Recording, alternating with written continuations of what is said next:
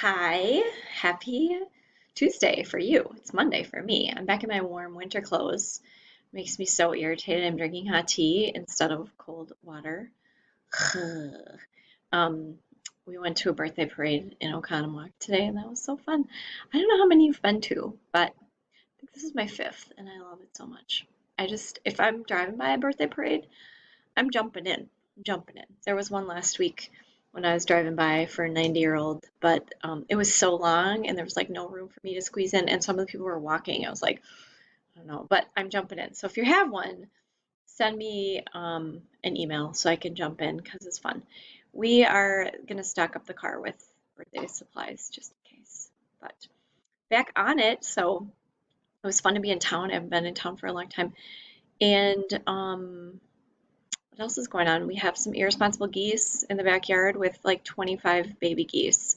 Like that's a lot of children to take care of. So my neighbor was clapping and trying to scare them away. And we have three baby robins outside of our front door that just gave birth. Let's see if I can find a picture for you while I'm talking.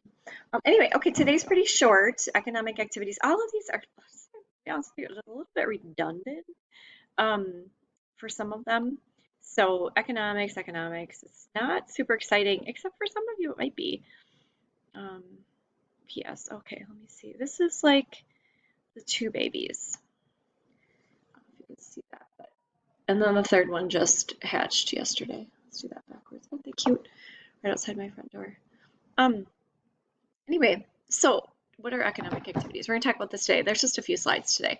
So we already kind of know about economics is how we um, kind of satisfy our unlimited needs and wants with the limited resources we have. So what are limited resources that we have? So natural resources, that's pretty obvious. You've been studying it in science class since you were really little. We don't have enough water in some places. We don't have enough green space in some places. And because our population is increasing, then obviously we don't have a ton of resources for everybody. Sometimes there's more costs associated with obtaining resources, like digging for oil or using wind turbines, things like that. Weather impacts natural resources and the environment. Then we also have limited human resources. So right now, like, well, I don't know what's going to happen with the job market, to be honest with you. Like before COVID, we just couldn't have enough teenagers working. Teenagers are kind of interesting. You guys get to kind of pick your own hours. The work ethic has changed for some of you. Some of you probably don't even know that. Some of your parents will say you don't have work ethic, and some of your parents say you do. And what is hard work anyway? That's subjective.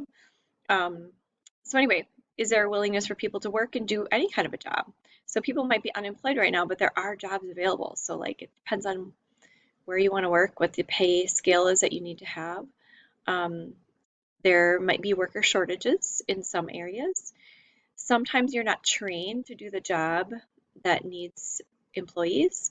And then there might be geographic limitations, like you have to stay where you are. Then the third one is limited capital resources. So capital is money. You might not have enough money to buy the things that you want, or you might not have technology or the equipment to build what you want for your company.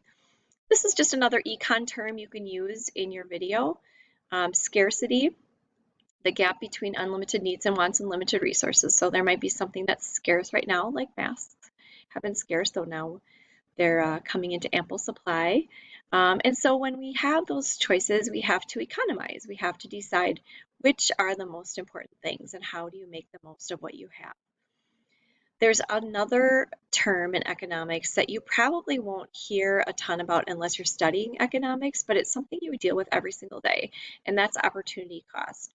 So opportunity cost is when you give up something to gain something else. So for example, when you decide to study, you give up time going out with your friends, and so your opportunity cost is going out with friends. Or when you are a retailer like Chick-fil-A, who's closed on Sundays, you are giving up the money that you would make in order for your employees and you to be home on Sundays. So Chick-fil-A, Pizza Ranch, I don't know who else is closed, banks closed on Sundays. And then some of the economic activities that we look at when we're studying resources, limited needs and wants, we look at consumption. So what are people consuming right now, not just food-wise, but clothing, energy, equipment, and then production. So does our production match our consumption? When it does, it's called equilibrium. And there, if you've taken econ classes, there is a graphing component to econ that is really simple starting off, and then it gets really, really complicated.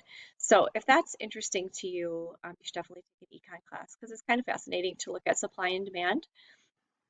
And then there's also a concept called exchange, when we exchange whatever we're making in order to buy something else. So I exchange my salary to buy food for my family or to pay rent. In a company, you might exchange profits that you make in order to build a new equipment space, or maybe to expand, or maybe to expand your product line.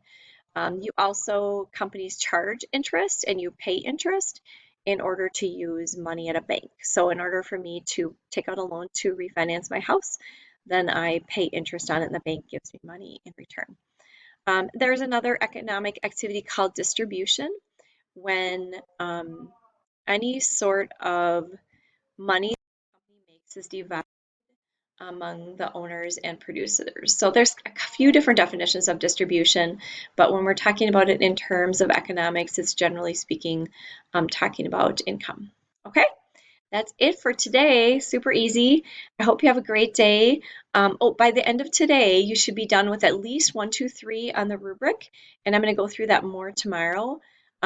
Thursday, I'm going to have you send a check-in with how far you are on your project, just like your notes or slides, whatever you have done, so I can see what your progress is. Okay?